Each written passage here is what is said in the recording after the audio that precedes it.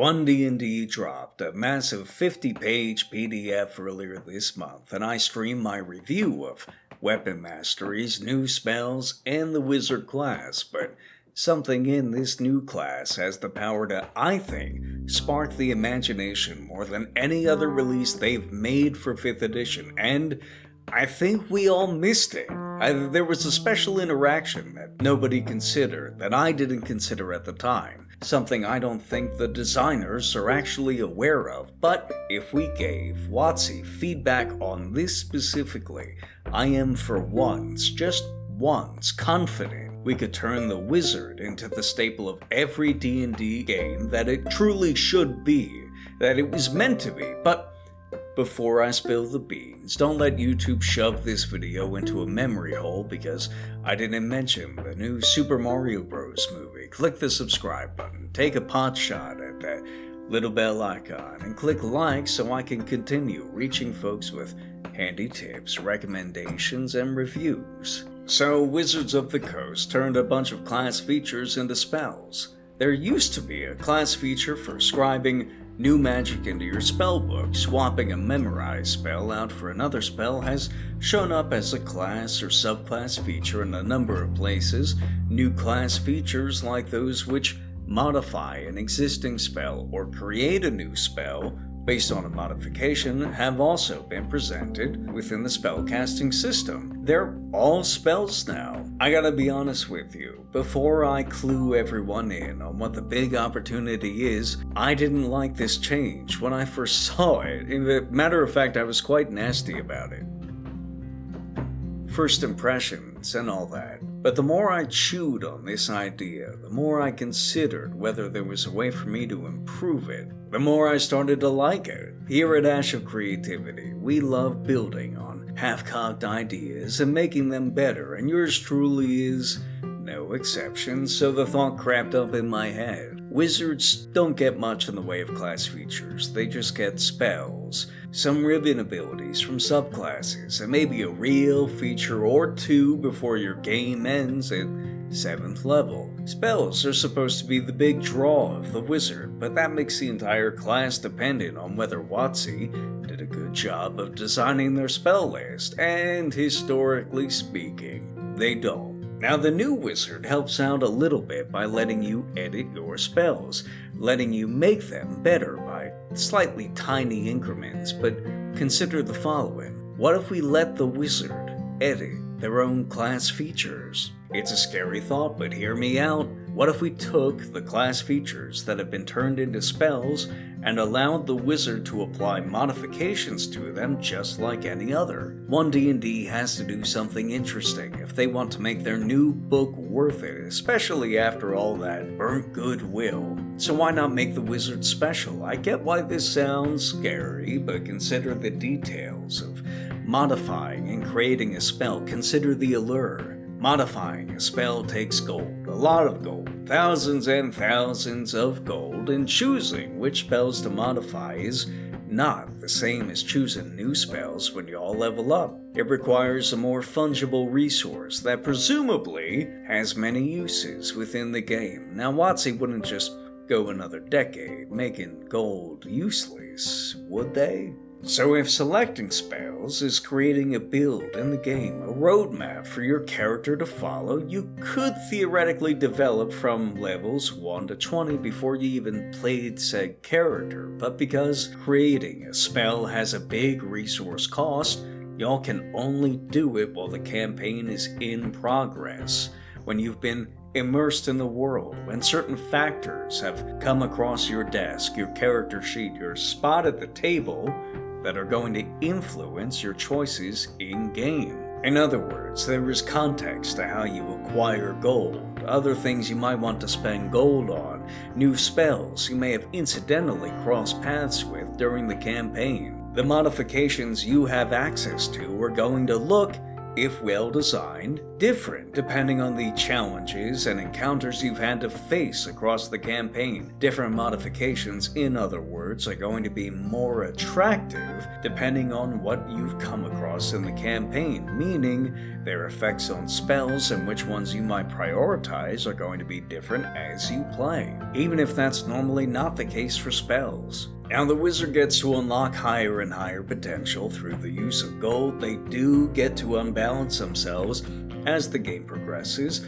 but not in a way that they can accomplish in character creation. They can only accomplish this in play. Even if the wizard tries to unlock the same modifications and new spells in every single campaign, the way the wizard goes about it will be different depending on whether they adventure in Saltmarsh, Eberron, Greyhawk, Spelljammer, y'all name it. It's comparable to acquiring magic items. In my personal experience, wizards don't get to enjoy as many magic items across the course of a campaign, not until they reach higher levels. I've only had a different experience in AD&D, and that was thanks to random chance. Y'all don't get to choose which magic items y'all acquire in the course of a campaign, just like y'all don't get to choose how much gold you get, but you can expect to acquire magic items and gold, bad DMs notwithstanding. The current experience of playing a wizard, which is flattened by identical spell selections, the concentration system, and a lack of game-changing subclass features, could be fixed with this one change. But the benefits don't just stop there, cause consider the following, folks. Y'all could learn the features of other wizard subclasses as spells. For the first time since 1st edition, Dungeons & Dragons WOTC could make the magic user really, truly unique. See, wizards are supposed to be the masters of all magic. Specializations are a starting point for wizards at best, a history and a free track to acquire new spells, but not the all-encompassing description of their skill set. The wizard's school's specialization is how wizards make their name, but it's not the full story. If we go back to the bones of the hobby, the inspiration for our modern-day wizards and the original magic user class, all the way back to Appendix N, the literary history of Dungeons & Dragons, we find a delightful collection of short stories in an apocalyptic wasteland called Tales of the Dying Earth, written by Jack Vance. If Jack Vance seems familiar, did y'all ever wonder where the term fancy magic comes from? The idea of a spell leaving your head after you cast it wasn't exclusive to Jack Vance, but he is the most famous user and possibly the creator of this idea. The first short story, Mizerian the Magician, shows us the kind of wizard Gygax imagined when he first used the term magic user. Mizerian lives in a laboratory surrounded by a magical garden of plant-animal hybrids. The narrator tells us Mizerian has secured a great number of old and famous spells and is negotiating, bartering, and scheming to acquire the rest, presumably from merchants and other wizards. Now, Mizerian has a clear specialty and preference with regards to his magic, transmuting, creation, and the mutation of living creatures, but that doesn't stop him from using the most potent and powerful spells available to him, even if they're not, quote, thematically appropriate. And for the first time in a long time, we could see the 5th edition wizard receive the same treatment. Imagine, if you will, the wizard begins with a specialized school, transmutation. In addition to the class feature spells the wizard begins with and may modify as they level up, they also gain spells completely unique to their specialization, along with modifications, spells only the transmutation wizard may employ. In the course of the campaign, the party comes into conflict with an evocation wizard. Now, the evocation wizard has spells and spell modifications available only to the evocation wizard, recorded in their spellbook. Now, through guile or glory, the party kills this wizard or steals their spellbook. We gotta ask ourselves now, should the transmutation wizard be permitted to learn the unique evocation spells or the unique modification spells from the evocation school? Of course they should. Come on now. One of the big things I criticize WOTC over is the fact they're so bad at future-proofing. But this is like the opposite of that particular vice of theirs. We're not just leaning into the fantasy, we're leaning into the consequences the fantasy produces that further loops back around into supporting the fantasy. See, these guys never give their features a chance to improve as the game goes on. Really improve, really produce new events. They usually only look worse as time goes on, and this is especially the case for a lot of spells. Everybody can name the exceptions by heart. We never get tired of mage armor or shield as a spell goes, but everything else is pretty much fallen by the wayside. Now if we pull this change off, that won't be the case anymore. Every wizard released for OneD&D from the Player's Handbook onwards contributes not just to the base class, but every single subclass released by then. And you don't have to worry about this inflating power levels or unexpected combinations, because the weird and exotic combinations will become a feature of the wizard class, not a bug. The ludonarrative of the wizard, the implied setting, the proper place of the wizard in the game's narrative, as informed by the mechanics, is they grow slowly, more and more unhinged as time goes on. And they do it in a different way each time because the referee has a degree of control over the treasure, allies, and enemies delivering these new subclass spells and modifications to the player. We've reached the end, folks, and normally this is when I talk about objections and my Patreon, but not today. Today we're gonna put this theory to the test. Today we don't care about objections. I'm gonna show you spells and spell modifications from individual subclasses for everyone, even the haters and losers. First off, we're going to cover transmutation, starting with modifications unique to the transmutation wizard. We would probably take a note from alchemy or chemistry for the modifying spell's name, something like ferment or catalyze for the name of the spell, and it would allow you to modify spells as such. Disadvantage on saving throws when the target is standing on a specific material, removing concentration and line of sight requirements when the target is surrounded by a particular gas or liquid, especially if they can't breathe it, such as, water or maybe a nauseating gas. If the spell is cast on or with a weapon, you can immediately make an attack with that weapon, contested attack roll if the target is unwilling. User Landy in my Discord, who plays a whole bunch of awesome characters in my Chill in This Valley campaign, affectionately referred to that last effect as the Stop Hitting Yourself Wizard. No doubt a reference to one of my favorite games. Hey, buddy.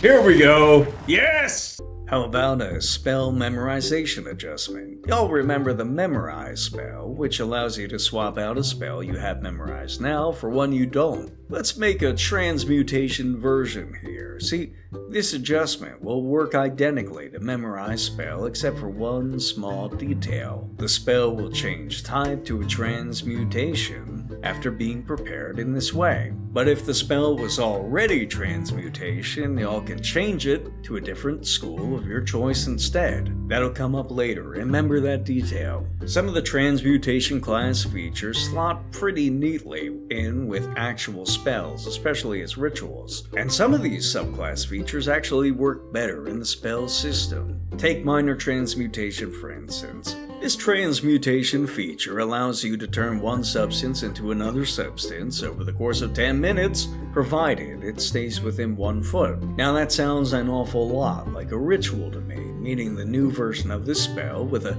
casting time of 1 action can have the ritual tag applied to it. Now you can use this subclass feature as a ritual, or, new to it, cast it instantly in a pinch, provided you're willing to expand a spell slot. The effect can now be easily scaled with the level you cast it at, although, truth be told, it's odd the ability to transmute materials wasn't scalable to begin with. More likely than not, WOTC was just nervous about giving them a flat increase as time goes on. Your spell slots, on the other hand, are As it is limited, you only have so many 5th, 6th, 7th level spell slots even as you get into the higher levels, so y'all can ensure that the player can still transmute a 1-foot block of material pretty easily even as you give them the ability to, given a higher resource cost, transmute more. Next, here are some evocation modifications. Casting through a source of an identical damage type within range of you. Casting a fireball out of a torch, for instance. Letting you maximize the spell's damage if you cast a spell as a ritual. And here's a memorize spell that's unique to the evocation wizard. When y'all use this spell to prepare another one, you can produce the newly prepared spell's effects. Now why would you do this, you ask? I'll tell you. It lets you cast Fireball as a ritual. Now the spell has restrictions to keep you from doing this more than once, but I find the implications of a spell like this fascinating. Not to mention, of course, that your modifications can be applied to this spell. The way I see it, there's a kind of deep magic living in your spellbook by virtue of so many spells being placed within it. Casting the memorization spell takes pieces of everything within and forms a spell which resembles more ancient, complex forms of magic that puts your wizard's equivalent of calculus to shame. And just before we move on, imagine for a moment if you applied one of the evocation modifiers to the memorization spell. Y'all can maximize the damage if you cast a spell as a ritual, so y'all can maximize the damage of a fireball, which you already got for free as a ritual. Now let's turn one of the subclass features into a spell. This is tricky. Wizard subclasses don't follow a consistent format of design, which makes the wizard one of the worst classes in game. Some offer a mix of new abilities and ribbons, and others are heavily tilted towards modifying the effectiveness of spells. Now I thought I could change up Sculpt Spell for an easy addition to the script here, but no cigar. In fact, it's such a good candidate for being turned into a spell, not just an evocation spell, so I had to come up with a new one. Here's Re-Evoke. Re-Evoke casts a spell a second time, dealing its damage again, but only to a single creature. The spell has to be a level equal to or higher than the spell it's attempting to recreate, and targets additional creatures for each spell after one. I think this is pretty neat. If the evoker is going to blast enemies to smithereens, let's make them the best at doing so. Here we go. Just one objection before we leave. I could hear some YouTuber or pundit desperately crying about how some combination they found is broken, OP, unplayable, blah blah blah. What will happen if WOTC takes my advice and allows the wizard to collect all of the subclass spells we've mentioned so far? Well, I think the best way to abjure myself against such an objection is to come up with an OP combination myself and explain why it's not a big deal. Here's a particularly brutal combination I've thought of myself using the Transmutation Wizard spell memorization and the Re-Evoke spell of the Evocation Wizard. The new memorization spell for transmutation lets you change a spell's type to transmutation. However, y'all can change it to a completely different type of spell if it's already a transmutation spell. So if you turn that spell into evocation and then cast it on someone, you could use Re-Evoke on a spell which is normally just transmutation. But that sounds pretty abstract. What kind of spell would we go with? Are there any transmutation spells that are pretty attractive insofar as casting them multiple times would go?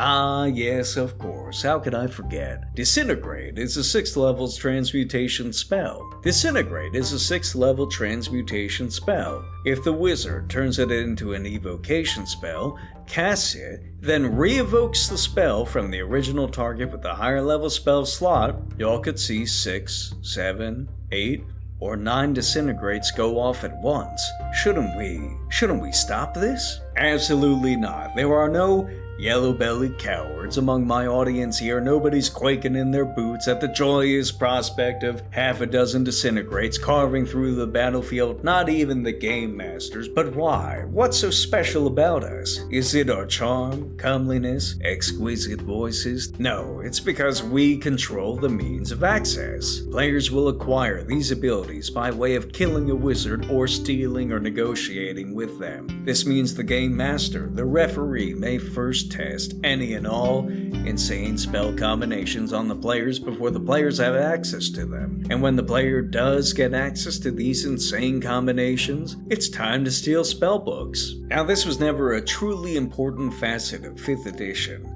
Spellbooks weren't worth much in 5e, they were just a regular old list of boring nerf spells from earlier editions. Stealing a spellbook just meant a class that already lacked high notes across play was basically unplayable until they could fix the problem. But if we follow the recommendations I made for the wizard, they suddenly have real power on their hands. They can afford to lose a spellbook, and other wizards have good reason to take it from them. If a player has unique spells they've iterated on for the past campaign, other wizards have good reason to want their new spells. And just because you don't have access to a given combination of spell modifications doesn't mean you can't steal the finished product from someone else. And if that's just with the default list, who knows what Mazirian the NPC is hiding in his laboratory. Now, it does suck to have your spellbook taken away, this I won't deny, but again, you will collect. By virtue of including this in the game, y'all will collect additional spellbooks just to put something of desire in yours. These new spellbooks are your backups, they're also your decoys, and what sort of fun defensive spells will y'all start covering your new spellbook with?